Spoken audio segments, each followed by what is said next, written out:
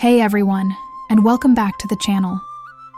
With St. Patrick's Day just around the corner on March 17th, the world is about to turn green. But beyond the parades, the shamrocks, and all the festivities, have you ever wondered about the man behind the legend? Who was St. Patrick, really? Well, today, we are going to peel back the layers of myth and uncover the incredible true story of Ireland's most famous saint. So grab a cup of tea, and let's dive into a tale of hardship, faith, and the transformation of a nation. Believe it or not, the patron saint of Ireland wasn't actually Irish.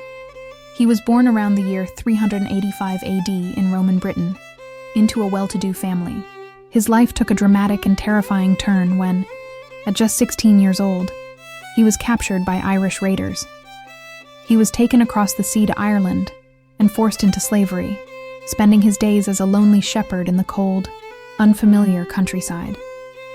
It was during these 6 years of isolation and hardship that something profound happened.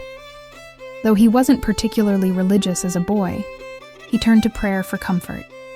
He later wrote in his own autobiography, called the Confessio, that he would pray hundreds of times a day and night, and his faith grew incredibly strong.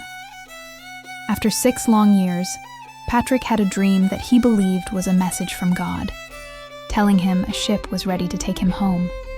He bravely escaped his captors and walked nearly 200 miles to the coast, where he found a ship and eventually made his way back to his family in Britain.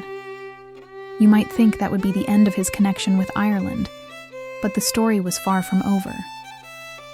Patrick dedicated himself to studying Christianity, becoming a priest and then a bishop. But he couldn't shake the feeling that he was meant to do more.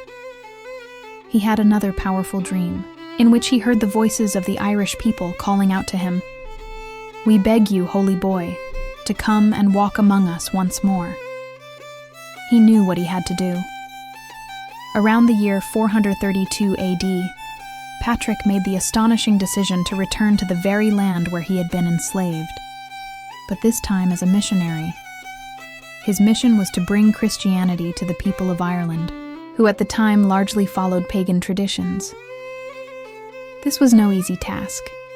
He faced constant danger, was often opposed by local chieftains, and even had his life threatened. But his deep understanding of the Irish people and their culture, which he learned during his time as a slave, gave him a unique advantage. One of the most famous legends about St. Patrick is that he used the shamrock, a 3-leaf clover, to explain the concept of the Holy Trinity. The Father, the Son, and the Holy Spirit as one God. It was a simple, brilliant way to connect a complex theological idea with something familiar from the natural world. This is why the shamrock is such a powerful symbol of St. Patrick's Day today. Another popular legend claims that he drove all the snakes out of Ireland. While it's a great story, scientists will tell you there's no evidence snakes ever lived in post-glacial Ireland. Most historians believe the snakes were a metaphor for the pagan beliefs and practices that he helped to replace with Christianity. Over the course of about 30 years, St. Patrick traveled the length and breadth of the island. He baptized thousands of people, ordained priests, and established churches, monasteries, and schools.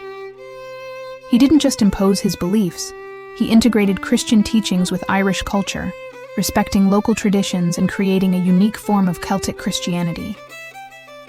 His work had a lasting impact that shaped the course of Irish history and culture forever.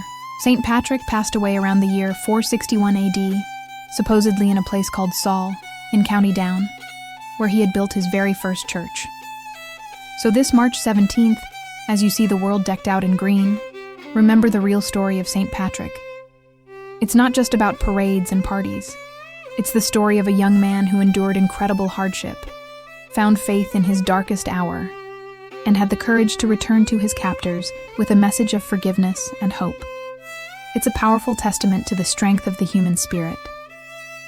Thanks so much for watching and learning about the real St. Patrick with me today. If you enjoyed this video, please give it a thumbs up and do not forget to hit that subscribe button and ring the bell so you will not miss our next historical deep dive. We'd love to have you as part of our community. Happy St. Patrick's Day, and we'll see you in the next video.